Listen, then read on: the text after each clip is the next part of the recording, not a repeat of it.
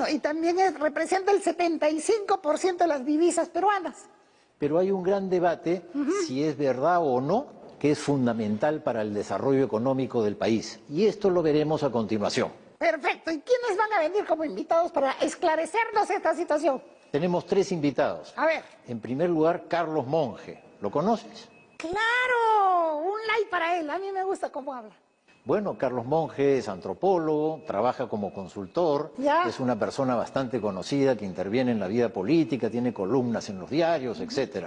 Luego tendremos a Cynthia Sanborn. Ah, me suena. Ella es una politóloga, es de origen norteamericano, pero vive hace muchos años acá en el Perú y nos conoce al revés y al derecho. Ella es docente de la Universidad del Pacífico. Bueno, me encanta, listo. Voy a escucharla muy atentamente porque representa el género femenino. Y además vamos a tener a Jorge Morelli. ¿Lo recuerdas del programa anterior? ¡Claro! Jorge Morelli también estudió antropología, igual que Carlos Monge, en la Universidad Católica igualmente, pero en el caso de Morelli, él se dedicaba al periodismo a lo largo de su carrera y hoy en día trabaja en Expreso. Perfecto. Entonces vamos a tener un súper programa dedicado a la minería en el Perú. Vamos a ello. ¡Listo! A lo largo de la era colonial, la minería de la plata fue el gran filón que alimentó la acumulación primitiva del capitalismo europeo. Asimismo, durante ese mismo periodo, la mano de obra fue indígena, sometida al sistema de trabajo obligatorio conocido como mita. Muchos murieron y la explotación y sufrimiento se hicieron consustanciales al trabajo minero. Desde ese lejano entonces hasta hoy muchas cosas han cambiado y felizmente las condiciones no son tan extremas. Pero ¿hay alguna continuidad que quisiéramos despejar? ¿Por qué tanto conflicto alrededor de una actividad que genera tanta riqueza?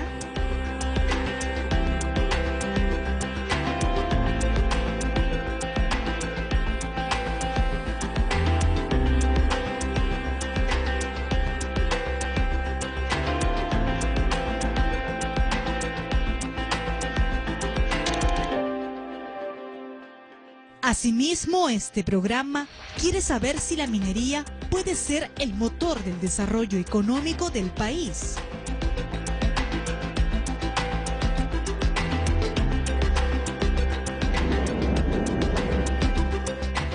Aunque quizá es pedirle demasiado, y debemos limitarnos a preguntar por su papel en la economía nacional.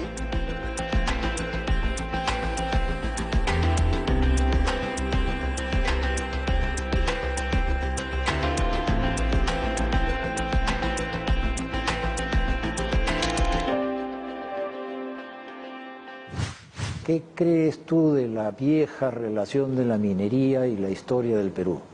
La minería ocupó un papel central en la manera específica de la inserción del espacio americano en la globalización de su tiempo, ¿no?, como colonias de España. Ajá. España fue en búsqueda principalmente del recurso plata y oro, ¿no es cierto?, para de esa manera obtener la liquidez que necesitaba para adquirir los bienes y servicios que venían del resto del mundo europeo, que era relativamente más avanzado que el propio de España, ¿no? A lo largo de los siglos, la relación económica fundamental del país ha sido a través de la minería, ¿o no? En distintos momentos lo fue, desde el momento inicial de la conquista hasta cierto momento en el periodo colonial. De ahí Bruno Seminario ha demostrado que el peso de la minería cayó de manera significativa en la economía nacional y el país era un mayor importante exportador de productos agrícolas, por ejemplo, y luego la minería ha retomado su importancia a partir de la segunda parte del siglo XIX como un factor fundamental. Ahora, si hoy lo mides desde el punto de vista de la contribución fiscal, por ejemplo, de la tributación nacional, ciertamente el Perú es un país minero porque es el sector que más aporta, digamos, a la canasta exportadora, genera divisas, aporta al fisco. Si lo miras desde el punto de vista del empleo, para nada, ¿no? 1%, y de eso 2/3 subcontratados a través de servicios sin derechos. Si lo miras a través del PIB, ¿no? El Producto Bruto Interno, 10%. Entonces, depende pues de cómo lo miras. Sí. Es decir, el Perú es parte de un grupo de países mineros. Bueno, hay 5 países que se consideran mineros por el peso que tiene el valor generado por la minería dentro de la economía nacional. Perú y Chile son los de tamaño mediano, ¿no? Que tienen un nivel de dependencia muy fuerte de la minería. En Chile es absolutamente el cobre, Perú es un poco más diverso, polimetálico, pero volviéndose cuprífero a fondo, ¿no? Y luego 2 economías mucho más pequeñas en donde un poco de producción minera termina siendo muy significativa, Guyana y Surinam. A esos se añade Bolivia. Quería empezar presentando el trabajo del cual eres coautora. Has trabajado un libro sobre estudios bibliográficos sobre la minería en el Perú y preséntalo a los televidentes, por favor. Bueno, este libro es una evaluación, un análisis de 5 décadas de producción e investigación en el Perú sobre minería. 5 décadas desde el 70 entonces. Desde el 70 hasta 2019, trabajado con un sociólogo, Hernán Manrique, que no es solamente identificar qué investigación hay, cuántos, en qué temas, sino analizar las tendencias, ¿no? del conocimiento. Porque si minería es un sector fundamental en la historia, en la economía peruana, ¿cuánto sabemos sobre ella desde la academia, ¿no? Eso fue nuestro intento. Ya, y esto se ha producido en un libro que está en la Universidad del Pacífico y se halla en línea. Sí, ¿cierto? está en línea, es un ebook, La minería en el Perú, balance y perspectivas de 5 décadas de investigación. Es de acceso gratuito, se puede bajar libremente. por un link. Una primera pregunta es entonces, ¿cuál es el papel de la minería en la historia del país? Bueno, una de las primeras cosas que nos llamó la atención, porque Perú es conocido también por su historia y por la abundancia de historias sobre la minería en ciertas épocas en Perú, ¿no? Sobre todo la historia colonial de la minería, su rol en la colonia y sus cambios a raíz de la independencia, ¿no? La mayoría de los estudios publicados y las tesis son de historia todavía colonial. Ya. Y además parece que en las facultades de historia, en la carrera de historia, la minería nunca ha sido realmente prioridad, salvo algunos muy destacados excepciones, ¿no? Claro, han habido trabajos excepcionales, es lo que dice Flores Galindo, Heraclio Bonilla y Carlos Contreras. Carlos Contreras, sí, José Deustua. José Deustua, ciertamente también, claro. Hay una persona Pero que hace historia económica. No es un tema continuo. No, y nos ha llamado la atención porque pensamos lo contrario. Pensamos encontrar que en historia, en Perú, la historia de la minería sería central y no lo es. ¿En qué medida es fundamental en la economía peruana? En las últimas décadas ha sido muy importante en lo que es la divisa. Y bueno, ahora la recuperación económica, nuevamente la esperanza está puesta en el sector minero, que es un sector que genera rentas para el Estado, que genera en algunas regiones importantes ingresos también, ¿no? Entonces, es un sector que tiene mucho impacto en la economía macro y en algunas regiones. Y la discusión donde no hay mucho consenso es su impacto, el balance o los pros y cons y su impacto a nivel más local, ¿no? Donde hay mucho debate entre investigadores y obviamente entre políticos, ¿no? Y hablando de la minería y su importancia histórica en el Perú, ¿cómo ves este punto? ¿Es clave para el desarrollo económico, como dicen quienes la defienden? Absolutamente clave. ¿En qué sentido? La minería responde por un porcentaje muy importante del Producto Bruto, como sabemos, pero sobre todo por... Como 12, 13%, sí, ¿no? así es, pero más que eso, por la importancia clave en las exportaciones del Perú. Es decir, divisas, produce divisas. El ingreso de divisas al Perú, ¿no es cierto? Creo que son algo así como 75%. 60%, 75%. 75%. Es una cosa inmensa. O sea, el Perú literalmente vive de la exportación de cobre. Es el salario del Perú. Oro y los demás metales. Y va a seguir así, va a seguir siendo esto fundamental para el siglo XXI, Tony, en el cobre, porque en primer lugar los autos eléctricos del futuro, ¿qué futuro? Del presente inmediato, requieren 3 veces más cobre que los autos actuales. ¿Ya? Y el litio es lo que necesitan para renovables, ¿no? Claro, para las baterías de los autos eléctricos son de litio.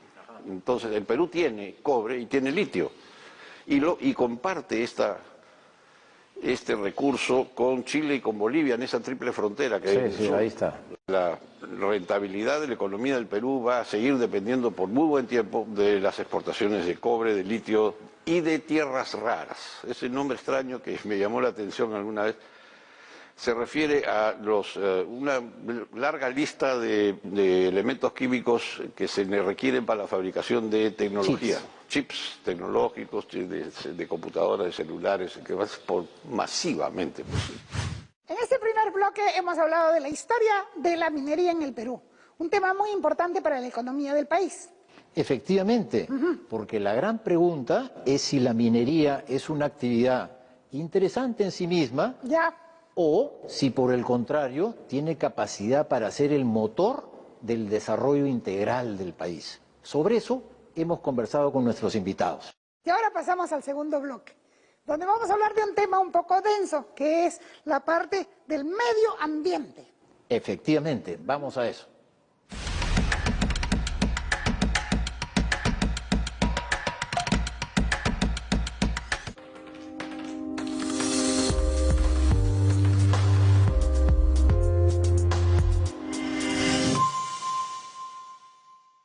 Infórmate primero con TV Perú. A las 5, noticias en Aymara, Hihuazanaca. A las 5:30, Ñojanchik, información en quechua. Y a las 6, TV Perú Noticias, edición matinal. Empieza tu mañana mejor informado. TV Perú.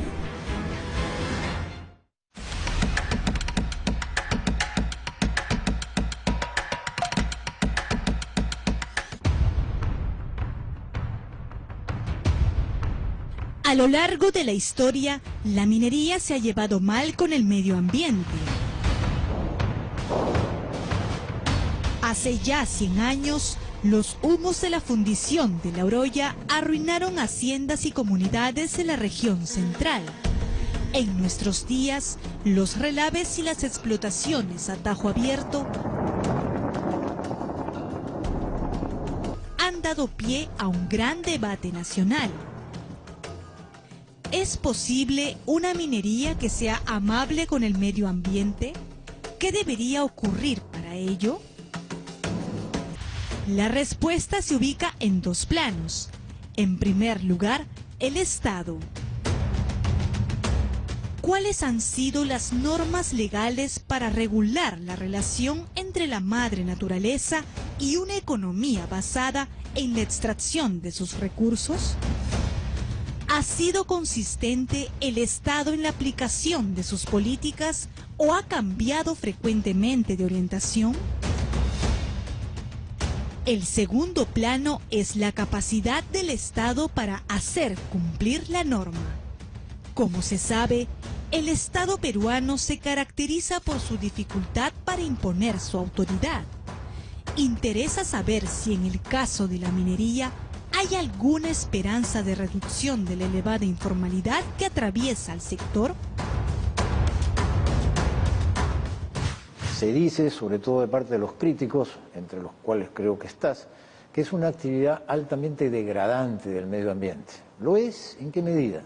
Hay que hablar acá de distintos tipos de minería, ¿no es cierto? Hay una gran minería y una minería mediana formal. Hablemos de ella primero. Que históricamente yo creo que fue muy irresponsable en un contexto general, no vamos a culpar solamente al empresariado minero, sino en un contexto general en el cual no se le prestaba mucha atención al impacto que esta actividad tenía sobre, por ejemplo, el agua, ¿no es cierto? La minería consume agua, la minería en muchos casos históricamente ha contaminado cursos de agua por un mal manejo de los relaves y en algunos casos la minería de tajo abierto destruye la fuente del agua cuando este tajo abierto se hace, por ejemplo, en la base de glaciares o en el páramo altoandino, que son los dos grandes mecanismos de captación. El Perú es un país que tiene una reglamentación ambiental más o menos exigente, ¿no? Sí, a eso iba. Se ha mejorado bastante, tanto porque ha mejorado la normatividad. Entonces, hoy día se es mucho más exigente que antes en dar la licencia ambiental. Entonces, están los famosos estudios de impacto ambiental, sobre los cuales también hay quejas. Podrían ser mejores, pero de hecho los hay, y son 100 veces mejores a los de antes o cuando no había, ¿no? Y del estudio de impacto ambiental se derivan obligaciones que las empresas suscriben de prevención, de evitar ciertos impactos, de mitigación, de bajarlos cuando son inevitables, de reparación, es decir, de restaurar la situación previa al impacto e incluso de compensación a las poblaciones que se ven afectadas por ese impacto. Y ahora lo último es que se está peleando para que se incluya la variante climática, es decir, que la mina calcule, estime cuál va a ser su generación de gases de efecto invernadero y por tanto cuál va a ser su contribución al calentamiento global en el curso de sus 20, 30 o 40 años de actividad. ¿Por qué, a pesar de un marco regulatorio más o menos exigente, sigue siendo tan conflictiva la actividad minera? En algunos casos la minería va a entrar a competir directamente por el uso de territorios y por el uso especialmente de agua que se destina ahora a otras actividades y va a entrar a territorios densamente poblados donde la población no tiene una cultura minera, vive de otra manera, se organiza de otra manera, desempeña otro tipo de actividades, ¿no? Y en algunos casos hay problemas de contenido de los estudios de impacto ambiental. Recordemos que en Tía María un primer estudio de impacto ambiental fue rechazado por la población, sometido a análisis de Naciones Unidas y le encontraron un montón de deficiencias. ¿Tú dirías que el reglamento en general está más o menos bien, es perfectible, pero más o menos bien, y que sin embargo la ejecución es el problema? Efectivamente, hay problemas de implementación como en todo en el Perú, eso es lo que se llama la brecha de implementación entre la norma y la práctica. Lo puedes ver también en el comportamiento concreto de algunas empresas que han suscrito cuanto tratado internacional existe sobre buenas prácticas, derechos humanos, medio ambiente, comunidades y lo que sea, pero a la hora de los loros, digamos, ya en su operación en campo, se reproducen comportamientos muy jerárquicos, verticales, que desconocen sus propios protocolos internos, ¿no? El caso de Máxima Chaupe en Cajamarca y los abusos a la que ha sido sometida. ¿Es la minería en sí una actividad degradante del medio ambiente? Tiene impactos profundos en el medio ambiente, en la tierra, en el agua, en los recursos naturales. Y bueno, tenemos todo tipo de minería, ¿no? Y tenemos una minería que trata de cumplir estándares internacionales de cuidado de los impactos, de evaluación de los impactos, ¿no? Como también tenemos minería mediana y pequeña que tiene mucho menos cuidado, digamos, en este aspecto, pero es una actividad que tiene un profundo y duradero impacto en el medio ambiente, ¿no? Cuando hablamos de conflictos socioambientales, en muchos casos también son conflictos sobre compensación por estos impactos, desde la misma reubicación de las comunidades, porque se tiene que mover, y hoy día se trata de negociar esto voluntariamente en el Perú, a lo que significa los impactos constantes de la actividad de la gran minería. ¿Qué se sabe sobre la política de las empresas al respecto de este tema? Mira, Perú es uno de los países de la región que ha avanzado bastante en términos de las normas y estándares de regulación de los impactos. O sea, no se puede decir que no hay impactos en el medio ambiente. O sea, la actividad minera tiene impactos inherentemente, ¿no? Pero Perú es un país que tiene normas y exigencias relativamente altas. Entonces, uno de los temas es, como en mucho de la vida peruana, cómo hacer cumplir las leyes y las normas que tenemos. ¿Qué capacidad tiene el Estado para realmente regular en zonas donde el Estado muchas veces no llega o no llega con regularidad, ¿no? Entonces ahí hay una brecha entre las normas y las prácticas y hay gran minería transnacional que siente la exigencia de cumplir con actores diversos, no solamente con el Estado peruano. ¿Cuál es tu apreciación sobre la relación minería-medio ambiente? Bueno, yo creo que eso depende del tamaño de la empresa y de su espalda, digamos, financiera y la modernidad de su tecnología. Lo que yo veo es que las empresas más modernas, más grandes, trabajan bien en el asunto ambiental, no generan estos estropicios enormes que se han visto, y que más bien las que pueden generar esa clase de conducta y de resultados son las medianas y pequeñas, que no tienen recursos o espaldas suficientes para absorber esos costos externos, ¿no? Si la minería da tantos recursos, ¿por qué las ciudades mineras, las provincias mineras, se cuentan entre las más pobres del país? Cuentan que en Cajamarca, donde por supuesto hubo un crecimiento importantísimo de la actividad minera con Yanacocha, etcétera, se generó una desigualdad enorme entre todos aquellos que trabajaban para la mina o en relación con la mina, ya sea directa o indirecta, y todo lo demás. Y esto partió a las familias por la mitad, porque donde normalmente existían dos hermanos que eran más o menos iguales en la agricultura o en la ganadería, resulta que de repente uno subió tremendamente en la escala social y el otro se quedó abajo y el resentimiento fue terrible. Y esto originó... Eso de ver pasar la riqueza frente a ti y no tener nada, ¿no? También, ¿no es cierto? Entonces, pero claro, no todo el mundo puede vivir de la actividad minera. Eso tenía que haberse, digamos, revertido hacia la tierra. Siempre pensé, y sigo pensando, que las minas deberían y deben invertir en bosques, en el entorno de su actividad productiva, que sería además de una buena manera de cuidar el ambiente. Y para invertir en bosque necesitas invertir en agua. Siembra y cosecha de agua es el nombre que le ponen los andinos, claro, a esta operación para captar agua. Es una tecnología prehispánica, preincaica incluso. claro, tradicional. Y si las empresas mineras entendieran que está en su provecho, entonces el traslado de ese ingreso a la población sería muchísimo más fluido, porque ese bosque requeriría mucha mano de obra.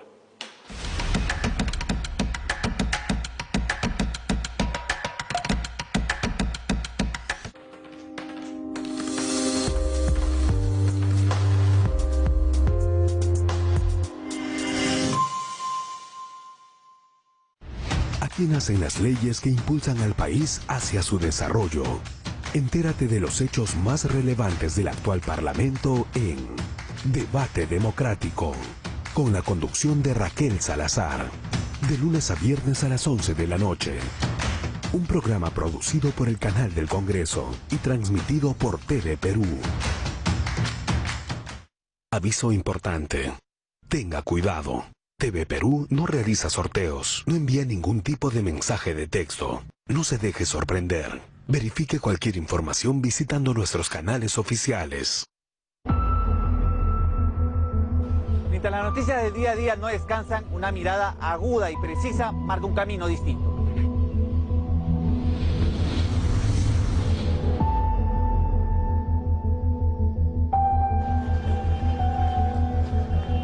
Ahí afuera, en las calles, hay muchas historias, especiales TV Perú. Hay que saber buscarlas y encontrarlas en el momento justo.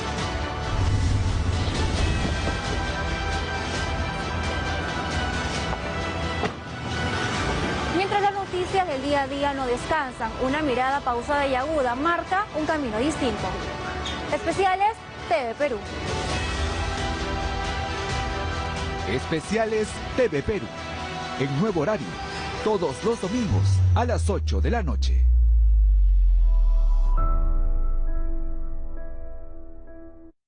Tus sábados por la tarde son más entretenidos. A la 1 de la tarde.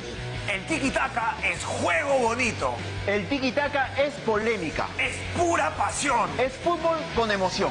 El tiki-taka con Pepe Guasli y Julio Travesaño. A la 1:30 de la tarde, una amena conversación con destacados personajes para repasar sus trayectorias y anécdotas. Todos los sábados a la 1:30 de la tarde. Nos vemos. La entrevista con Carla Jarada. Todos los sábados desde la 1 de la tarde, la mejor programación en TV Perú Noticias. Hola, soy el corresponsal Víctor Apaza y cubro la región Puno en TV Perú Noticias. Soy la corresponsal Milka Pacheco y cubro la región Tumbes en TV Perú Noticias. Soy el corresponsal Gerson Espíritu Llana, cubro la ciudad de Huacho en TV Perú Noticias. TV Perú Noticias, el canal informativo del IRTP.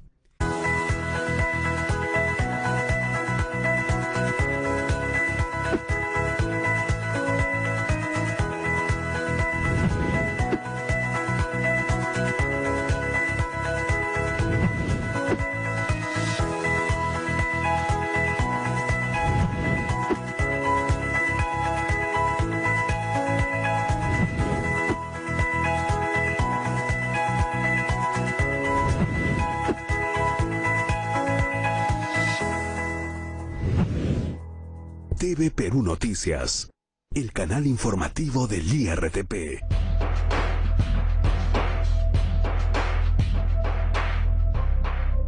Si las reglas en la campaña electoral son incumplidas, los políticos podrían salir de contienda. Por ejemplo, está prohibida la entrega de dinero, regalos, alimentos, medicinas, agua, materiales de construcción u otros. Esta limitación no se aplica cuando se realice para consumo individual e inmediato.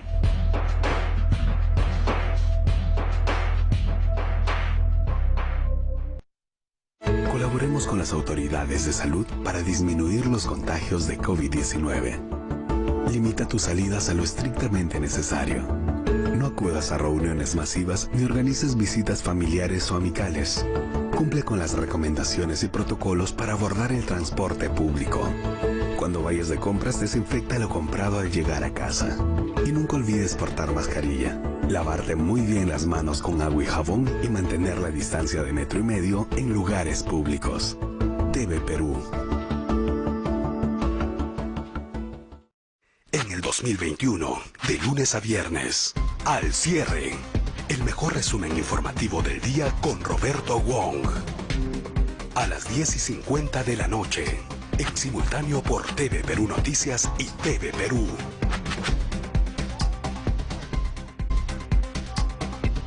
En Ayacucho, yo me informo por TV Perú Noticias. En Moquegua, yo me informo con TV Perú Noticias. En Huánuco, yo me informo con TV Perú Noticias.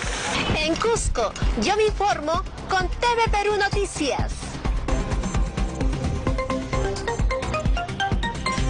TV Perú Noticias, el canal informativo del IRTP.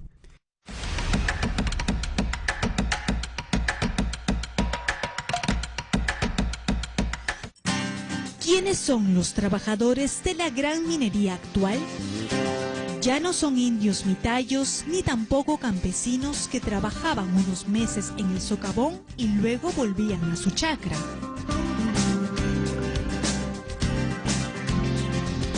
Después de la Segunda Guerra Mundial, el trabajo de la gran minería se volvió profesional y surgieron campamentos donde vivía el minero y su familia.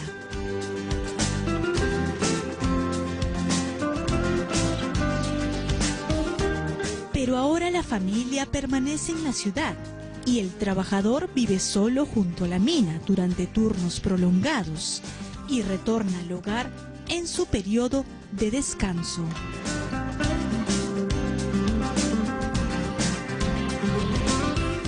Además, los trabajadores de la gran minería están divididos en dos grupos. Unos son trabajadores en planilla y los otros subcontratados a través de Service, quienes disponen de menos derechos y beneficios.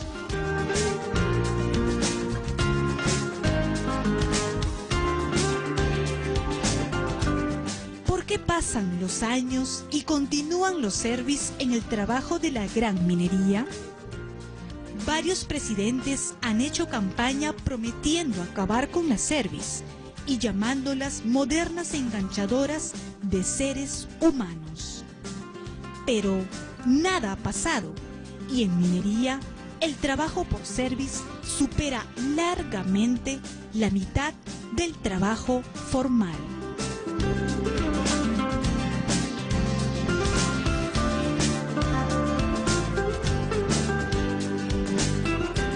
Por su lado, los trabajadores informales son mucho más que los formales.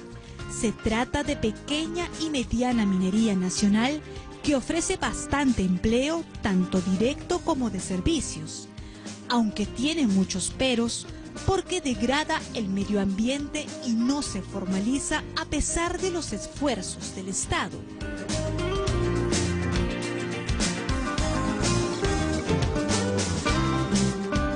La pregunta es si estos esfuerzos han estado bien encaminados o se requiere un nuevo enfoque para encauzar legalmente la producción minera informal.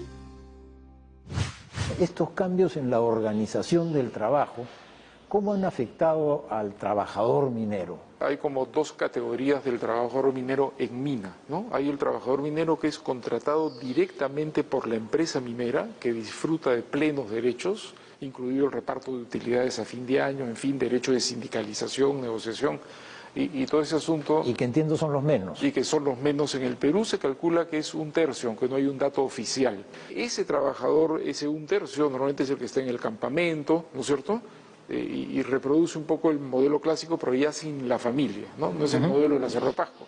Ahora es un campamento minero y ese trabajador muchas veces sale y gasta su dinero en el entorno urbano más cercano. Claro. Entonces uno tiene la proliferación de una serie de servicios, digamos, de alojamiento, de restaurante, de recreación, ¿no? Prostíbulos, si quieres mencionarlo también, ¿no?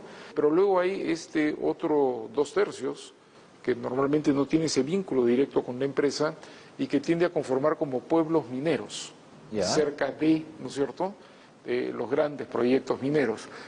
Pueblos mineros que a su vez crecen porque tienen que sostener a esta masa de trabajadores, ¿no? Chalhuahuacho es el caso más estudiado ahí cerca de Las Bambas, en Cotabambas, en Apurímac, ¿no? Cerca del proyecto de Las Bambas, este era un pequeño pueblo de 500 personas y en 10 años pasó a tener 15.000. Y hablando ahora de la llamada minería artesanal, a veces llamada minería informal, ¿cómo evalúa su importancia en la economía peruana de hoy? Es muy importante para bien y para mal, ¿no? Primero hay que hacer una distinción. Hay una minería artesanal, que es una minería histórica, clásica, de núcleos de familias que usan tecnologías tradicionales y la imagen es la persona metida en el río con su canasta recogiendo lavaderos de oro, ¿no? Pero artesanal. Y se caracterizan por la estructura de la familia, porque es una familia que además desarrolla otras actividades productivas, que no ha abandonado la agricultura ni nada, sino que tienen esto un complemento y porque usan tecnologías tradicionales que no son tan agresivas con el medio ambiente, ¿no? Luego hay la pequeña minería informal, que ya es un poco más empresarial, ¿no es cierto? Es alguien que tiene un capital, invierte, contrata a otras personas, ya no es un núcleo familiar, es más agresiva con el medio ambiente porque sí usa mercurio. Y luego tienes la minería que ya es francamente ilegal, creo yo, no solamente porque se desarrolla en zonas prohibidas, en muchos casos es manejada por mafias y es un espacio de lavado de activos del narcotráfico, ¿no? ¿Qué dicen los investigadores sobre la relación entre la minería y su entorno geográfico? Claro, la minería no ha resuelto la profunda pobreza de las regiones en las cuales está ubicado, salvo excepciones como Moquegua, por ejemplo. Moquegua, Arequipa son las que los especialistas sacan como ejemplos de regiones en las cuales la minería ha ido bien, ¿no? Pero la minería de la sierra y el centro del país no tiene ese mismo resultado, ¿no? Pero una cosa que señalamos también es que una cosa muy interesante, los científicos sociales están empezando a ver, bueno, los impactos entre diversos sectores de la población. ¿Quién se beneficia y quién no? ¿Quién salga de la pobreza y quién no? Y tiende a ser sectores que tienen skills de educación que le permite encontrar este empleo que mencionamos, ¿no? Se resalta más el macro que a nivel micro, ¿no? Y por eso también el tema del conflicto social generado es un tema en lo cual ha habido un boom de investigación, pero que muchos de los analistas de los conflictos sociales tienen que ver con esa brecha entre las expectativas, entre la existencia de, sobre todo, la gran minería y la escasez y necesidad de las poblaciones cercanas, ¿no? Esta minería artesanal, ¿cómo la ves? ¿Cuál es tu apreciación sobre ella? Que nuevamente es un campo muy diferente entre sí, habría que desagregarla y mirarla, porque hay mucho énfasis en lo que es Madre de Dios. Los lavaderos de oro. Exacto, ¿no? Incluso, bueno, miras la investigación, los estudios, mayormente están ahí.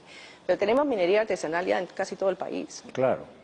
Y ahí hay un tema, ¿no? Mucho tiene un impacto ambiental muy negativo, pero genera bastante empleo e ingresos directos para muchos peruanos. Es una realidad que es muy difícil ya retroceder en eso.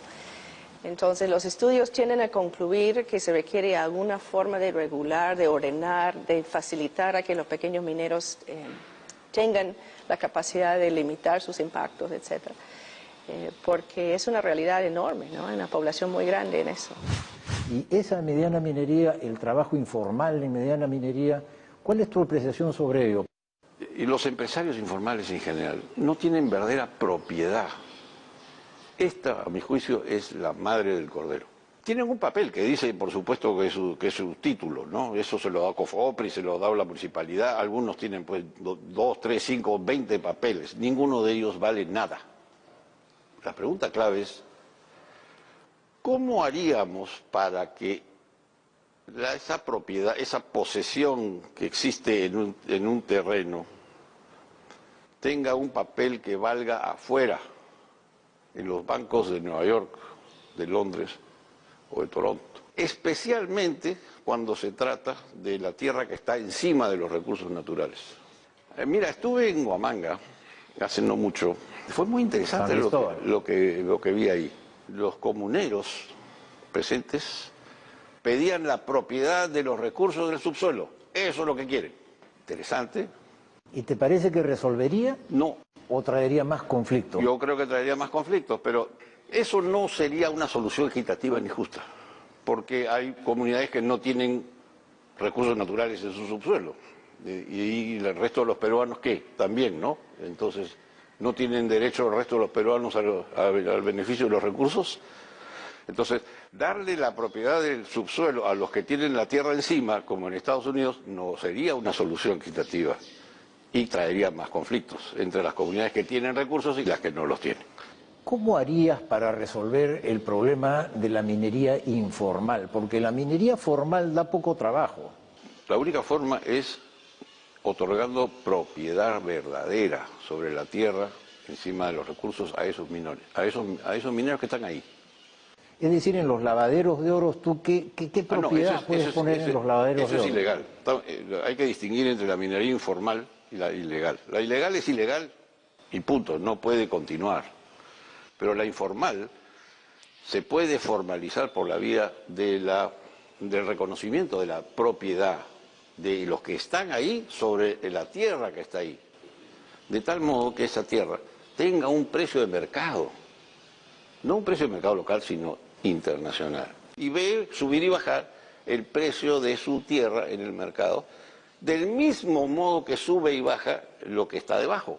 Claro, entiendo. No hay conflicto entonces, y ya no hay razón para que el que está encima cierre la tapa del asunto y diga, de aquí no sale nada, porque hay un interés compartido. Si hay un interés compartido, no hay conflicto.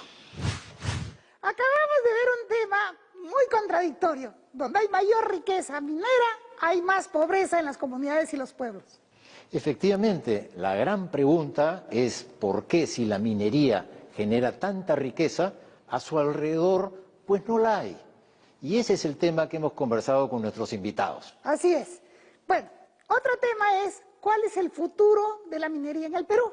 Y a eso nos vamos.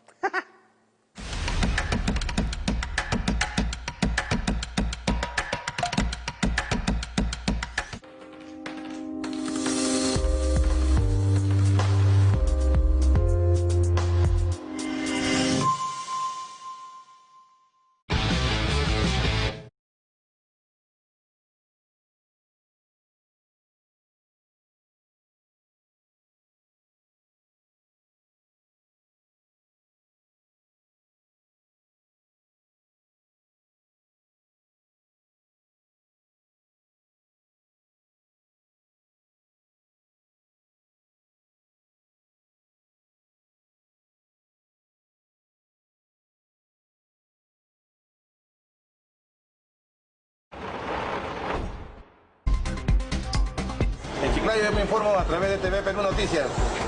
En Huancavelica, yo me informo con TV Perú. En Ica, yo me informo con TV Perú Noticias. Desde Iquitos, yo me informo con TV Perú Noticias. TV Perú Noticias, el canal informativo del IRTP. Ñau papachapin, llaqtanchikuna sumaq mascarakunata ruwarqaku, kawsakuyninkumanta willakunankupa. Kunanja, musuqmantam mascarawan churakunchik. Kuska historiata ruwananchikpaq. mascarillawan churakusun, alinlla causakunanchikpaj. Nacional.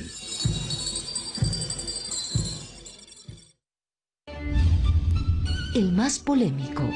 Se puede amar a dos personas al mismo tiempo. Siempre provocador. Este universo es la obra de un creador. ¿Por qué tuvo la ocurrencia de hacer una cosa tan mal hecha, no? Demoledor de mitos. Eros ansía lo diferente. Engaña que si la mujer se acostó con el vecino, lo que es aburrimiento sexual. Una manera diferente de pensar. Hay un juego del establishment, pero tampoco pido que me crean. Porque las ideas sobreviven a los tiempos. Los domingos a las 11 de la noche. La colección de oro de Marco Aurelio de Negri por TV Perú Noticias. Manaragni, Liputi, Haitaipi, Uclenacho. Ampara Nakama, Umampi, Jaunampi, Patun, Kachepjta, Kaxusisna, Jarecasma. Ya lo sabes, las reuniones sociales están prohibidas.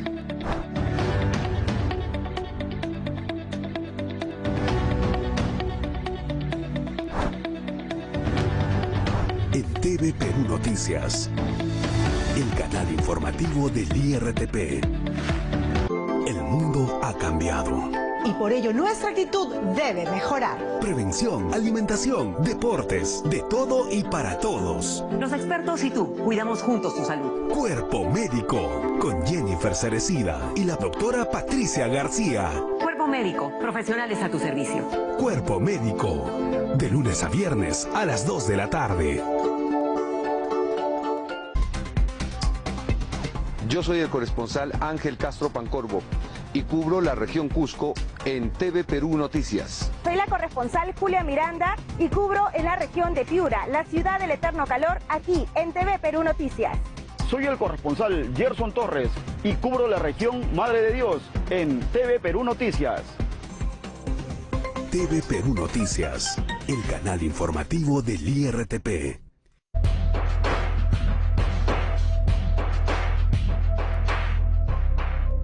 Si las reglas en la campaña electoral son incumplidas, los políticos podrían salir de contienda. Por ejemplo, está prohibida la entrega de dinero, regalos, alimentos, medicinas, agua, materiales de construcción u otros. Esta limitación no se aplica cuando se realice para consumo individual e inmediato.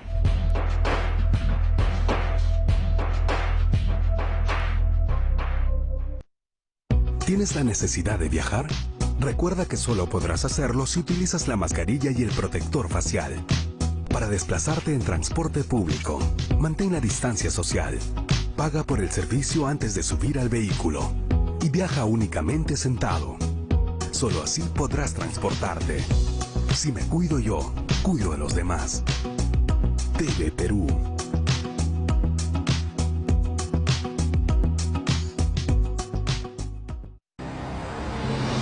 Aislamiento. Reclusión. Confinamiento. Separación. Estancamiento. No retrocedamos. Seguir adelante depende de ti. Seamos parte del cambio.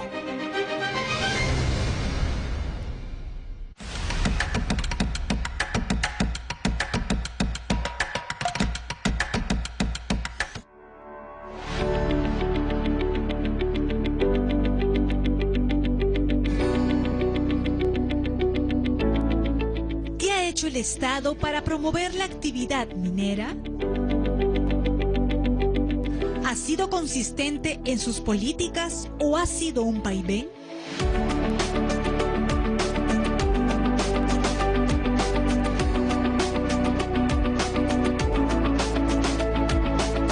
Por otro lado, ¿la minería necesita leyes promocionales o se sostiene por sí misma?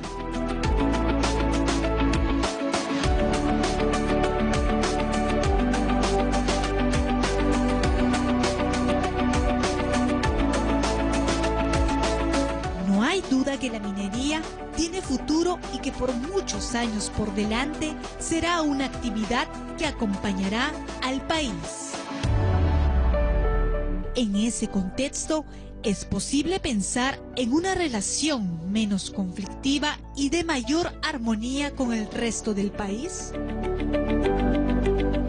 Para terminar, queremos preguntarnos por la identidad minera. En otros países hay gran orgullo de la actividad e identidad minera. Se piensa que es un aporte nacional, mientras que en el Perú la minería tiene una imagen más bien conflictiva. ¿Cómo superar esa brecha? ¿Es posible?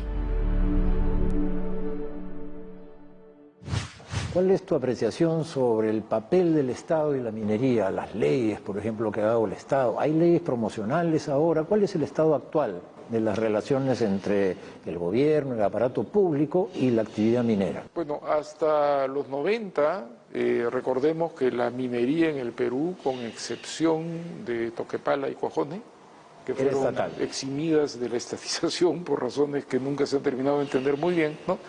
Era estatal, ¿no? En los 90 hay un doble proceso. Hay un proceso de privatización, de venta de todos los activos. Masivo. Y hay un proceso, bueno, al punto que en el Perú ya no hay ninguna minería estatal, ¿no es cierto? Sigue existiendo Minero Perú, porque hay algunas concesiones que siguen a nombre del Estado, pero nada más, no hay intervención del Estado en la producción, ¿no? Entonces ahí se privatiza, pero además se prioriza y se generan un conjunto de mecanismos para facilitar la inversión minera, ¿no? Entonces este sistema, por ejemplo, de las concesiones a derecho del peticionario. Te vas a Ingemet, pones tu dedo en la cuadrícula, buscas un cuadrito vacío y se te entrega automáticamente una concesión. Basta con tu DNI, ¿no es cierto? Y a partir de ahí sí vienen algunas obligaciones. Tienes que presentar tu estudio de impacto ambiental, etcétera. Pero se hizo muy fácil el acceder a una concesión. Y luego han habido un conjunto de políticas por el lado tributario, ¿no es cierto? Si tú logras firmar un contrato de estabilidad tributaria, entonces los tributos que pactas en el momento del asunto quedan para siempre. Además tienes... por un largo periodo, 25 años. En las empresas que firman el contrato de estabilidad tributaria es mientras dure la vigencia del proyecto, ¿no? Exacto. Por eso es que no se pudo poner un impuesto a la sobreganancia en el ciclo alto, ¿no es cierto? Cuando Humala, ¿no?, generó también modificaciones en las regalías y en las tasas tributarias para generar recursos adicionales, a varias empresas no se les pudo aplicar, ¿no? Y la solución de Alan, me acuerdo, fue pues un óvulo voluntario. Un voluntario, sí. ¿Crees una relación feliz entre minería y país, entre minería y economía nacional? Lo veo difícil. Sería deseable, porque tenemos minerales y es un recurso como cualquier otro. ¿Y por qué difícil? Bueno, a ver, de un lado creo que hay movimientos a favor, ¿no es cierto? El propio sector empresarial está embarcado en procesos de innovación tecnológica, por ejemplo, para usar menos agua. Claro, usar agua de mar, ¿no? Desalinizar agua de mar en un caso, en otro caso simplemente usar menos y recircular. Entonces toma un poco y a partir de ahí todo es recirculación, entonces eso pues disminuye enormemente el conflicto por el agua ambiental y el conflicto con la gente, ¿no? Igual por el lado de la energía, ¿no es cierto? Ser mucho más eficientes en el consumo de energía. Y ahora, como te digo, hay toda esta tendencia frente al calentamiento global, ¿no?, de declararse neutros en cuanto a emisión de gases de efecto invernadero. Chile está embarcado en eso, ¿no? Sí. Entonces sí, hay movimientos positivos por ahí. En esa dirección, ¿no? Luego, las normas nacionales y la propia cultura empresarial hoy es mucho más exigente en la parte de los planes de cierre de las minas. Entonces, hoy día una mina tiene que tener desde el inicio un plan de cierre para que no quede un relave y para que no quede un hueco abierto que se convierta en un foco eterno de contaminación como ha sido hasta ahora, ¿no? E incluso tiene que tener un fondo de plata puesto inamovible en un banco con el cual va a financiar ese cierre, ¿no? Entonces ahí se es mucho más exigente. Ahora, curiosamente estas innovaciones tecnológicas hacen de la operación minera algo mucho más sofisticado aún. Entonces requieren menos mano de obra. El requerimiento técnico para hacer eso ya casi no puede ser provisto por nadie en el país, porque es una cosa muy sofisticada, y por tanto se convierten en más enclave, en más minería de enclave que no genera empleo ni genera bienestar, digamos, porque no demanda... Tiene algunos efectos indeseables, el que me estás diciendo. Claro, entonces la virtud por el lado ambiental se convierte en un defecto por el lado social, digamos, ¿no? Y entonces, ¿tú crees que podrá haber una minería responsable o no? Bueno, responsable ambientalmente, sí, ¿no es cierto? Capaz de beneficiar a su entorno social, cada vez menos. ¿Y al país? Porque, Bueno, por ejemplo, mira, sí. yo que conozco un poquito Chile, veo que los chilenos en general, ¿no?, son como orgullosos de su minería. En cambio, acá en el Perú no. En el Perú tenemos la idea de minería igual conflicto. Entonces, Bueno, no hay orgullo minero, ¿no? Es que en Chile la minería ocurre en el norte, que es muy poco poblado, es Sí, muy verdad. árido. Es diferente la geografía, ¿no? Claro, pero entonces la percepción es que no afecta a nadie. Tenías un desierto ahí en el norte, un territorio baldío, y está rico en recursos, y eso, desde los años de Allende, ¿te acuerdas esa frase? La minería es el salario de Chile. Porque además hay que recordar que la principal empresa minera chilena es estatal. Acá la mayor parte de la minería ocurre en zonas densamente pobladas, ¿no es cierto? Llega a territorios que ya están habitados y ocupados, choca con las locales, es como un elefante entrando en una cristalería. Va a romper un vaso o una taza de todas maneras, va a generar conflicto de todas maneras, ¿no? Creo que en Chile además hay la percepción de que la renta minera, siendo muy centralizada, porque nunca ha habido canon en Chile, maneja el gobierno central, se ha usado más juiciosamente, ¿no? Ha financiado ciencia y tecnología, mucho de la inversión en conocimiento para desatar la industria del salmón, ¿no?, o de la forestación comercial, o la expansión de la frontera del vino y de la fruta, que son ahora parte del paquete exportador chileno importante, se han financiado con la renta del cobre, ¿no? Mientras acá hay la sensación de que se ha dilapidado la renta en tonterías, digamos, ¿no?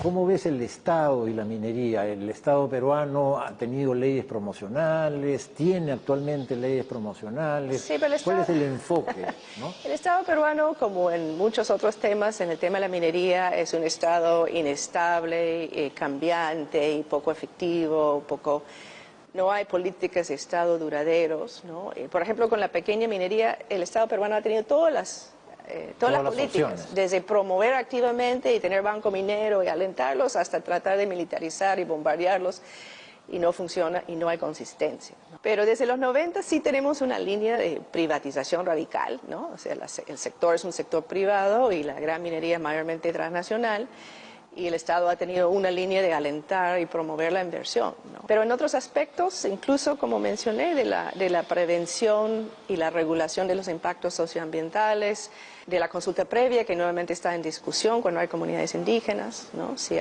Cómo se consulta y con qué fines. Es un Estado que muchas veces no cumpla un papel claro, ¿no?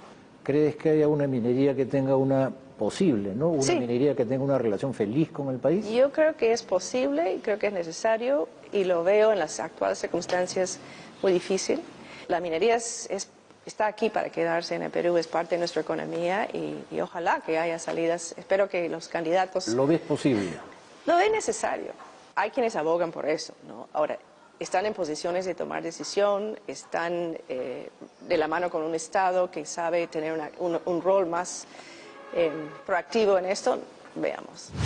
¿Cómo ves el futuro de la minería en el Perú? ¿Qué piensas del rol del Estado?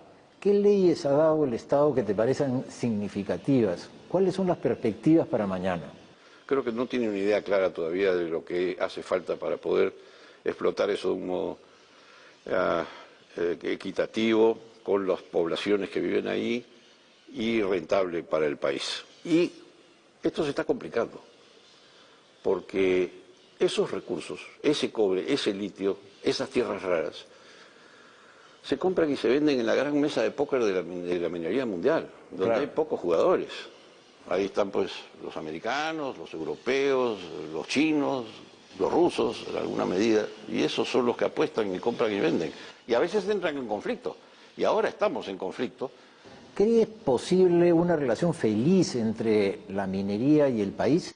Sí, creo que sí, pero requiere un aprendizaje importante de parte de las empresas mineras respecto de cómo deben acomodar sus inversiones en el terreno.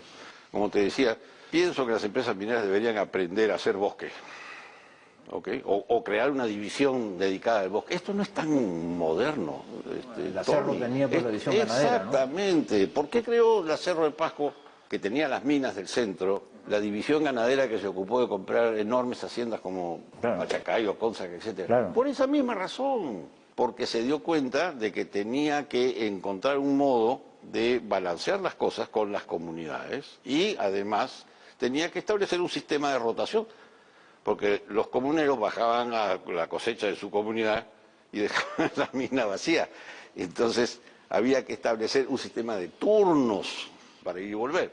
Entonces, ese sistema de turnos y de rotación era lo inteligente. No han aprendido eso.